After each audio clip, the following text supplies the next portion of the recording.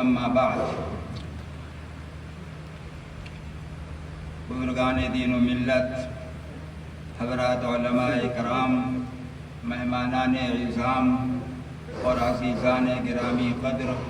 ابنائے قدیم، میں سب سے پہلے اس رب ذوالجلال کا شکر گزار ہوں جس نے مجھے اور آپ تمامی حضرات کو، خصوصاً ابنائے قدیم کو، مدرسہ نور الاسلام موئی کلاں کنڈا پرتاپ گڑھ کے پاکیزہ روح پرور علمی ماحول میں جمع ہونے،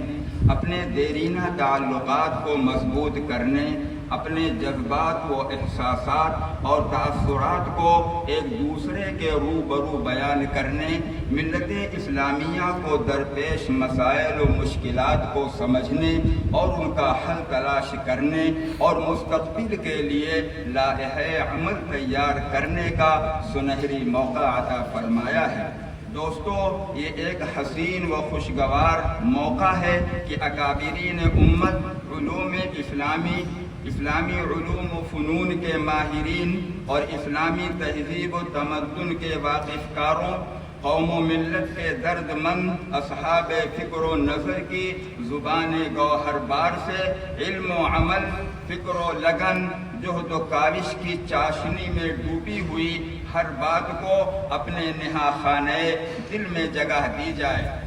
اور اس کو سرمایہ حیات سمجھ کر اپنی عملی زندگی میں برتا جائے۔ سبق پھر پڑھ صداقت کا، عدالت کا، شجاعت کا، سبق پھر پڑھ صداقت کا، عدالت کا، شجاعت کا، لیا جائے گا تجھ سے کام دنیا کی امامت کا۔ حضرات گرامی، میں آپ تمام حاضرین و سامعین کا اس ادارے کے ذمہ داروں کی طرف سے، اساتذہ اور طلبہ عزیز کی طرف سے، نیز جملہ اراکین مدرسہ کی طرف سے پرخلوص و پرتپاک استقبال کرتا ہوں اور آپ کی آمد مسعود پر اہلاً و سہلاً مرحبا بکم قد فرحنا بقدومکم کے نغمے اس کے بام و در سے سناتے ہیں۔ میں آپ کی خدمت میں تشکر و امتنان کے جذبات پیش کرتا ہوں کہ آپ حضرات نے اپنی تمام مصروفیات کو پس پشت ڈال کر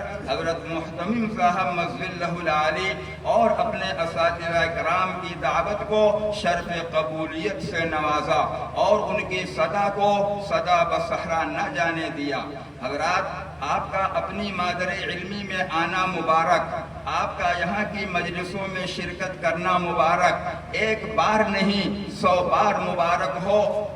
کہ آپ حضرات نے ہماری دعوت پر لبیک کہہ کر ہمارے حوصلوں کو جلا بخشی ہے اور ہمارے عزائم و ارادوں کو زندگی دی ہے اور ہم کو اپنی سرگرمیاں جاری رکھنے میں اپنے بھرپور تعاون کا اظہار کیا ہے۔ اس پر آپ کا جتنا بے شکریہ ادا کیا جائے کم ہے۔ حضرات، حقیقت یہ ہے کہ یہ گلستاں آپ کا ہے، یہ انجمن آپ کی ہے۔ آپ حضرات کی باعث فخر شرکت نے احسانات کے بوجھ تلے ہمیں کھڑا کر دیا ہے۔ اس مبارک و مسعود موقع پر ہمارے دل میں آرزوؤں کا ہجوم اور عرض تمنا کے پرجوش جذبات ہیں جن کی تعبیر کے لیے الفاظ کی معنویت و گہرائی بھی کم ہے اور وقت بھی تنگ دامنی کا شاکی ہے۔ جذبات ایک عالم اکبر ہے، جذبات ایک عالم اکبر ہے، الفاظ کی دنیا چھوٹی ہے۔ جذبات ایک عالم اکبر ہے، الفاظ کی دنیا چھوٹی ہے۔ اظہار تشکر کیوں کر ہو، یہ جرأت بے جا ہے۔ حضرات گرامی، آپ سب بخوبی واقف ہیں کہ آپ کا یہ ادارہ ان سنگین و خطرناک حالات سے دوچار ہوا ہے اور ابھی بھی حالات کچھ زیادہ خوشگوار نہیں ہیں۔ ایک شخص جس کے خلاف زبان تک کھولنے کی جرأت کوئی بھی اپنے گھر، اپنی دکان اور اپنی نجی مجلسوں میں نہیں کر سکتا ہے۔ اس کی نظر بد اور کچھ لوگوں کی سازشوں نے اس کی تعمیر و ترقی، عروج و بلندی اور رونق و رعنائی کی راہ میں رکاوٹیں کھڑی کر دیں، اور ایسا محسوس ہونے لگا تھا کہ شاید اس جنگل میں منگل نہیں ہو پائے گا اور اس ویرانے میں گلستان علم نہیں سج سکے گا۔ مگر میں اپنی طرف سے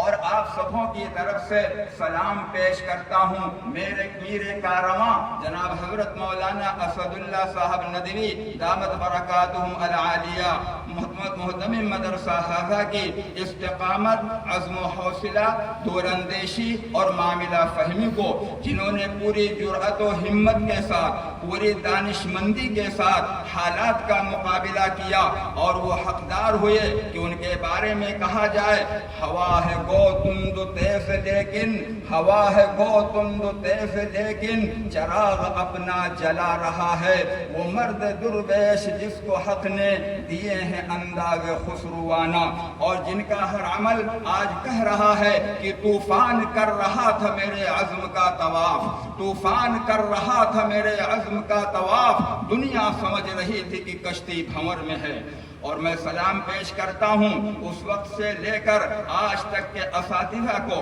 خصوصاً مولانا ابو بکر صدیق ندوی رحمت اللہ علیہ کو، جن کا 1 سال قبل 28 ستمبر کو انتقال ہو گیا اور وہ اس دار فانی سے عالم جاودانی کی طرف منتقل ہو گئے۔ انا للہ و انا الیہ راجعون۔ آسماں تیری لحد پہ شبنم افشانی کرے، آسماں تیری لحد پر شبنم افشانی کرے، سب زین و رست اس گھر کی نگہبانی کرے، اور طلبہ عزیز کو جنہوں نے صبر و شکر کے ساتھ، ہمت و جوانمردی اور عزم و استقلال کے ساتھ محاذ پر جمے رہے اور اس گلستان کی آبیاری کرتے رہے، اور ایک لمحہ کے لیے بھی ان کے پائے ثبات میں تزلزل نہ پیدا ہوا، انہوں نے ثابت